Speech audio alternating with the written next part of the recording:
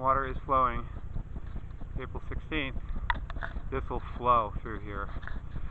As you can see, we reditched everything that they did in the 50s, and this was like 2008, 2009 is when in a couple of 2 phases.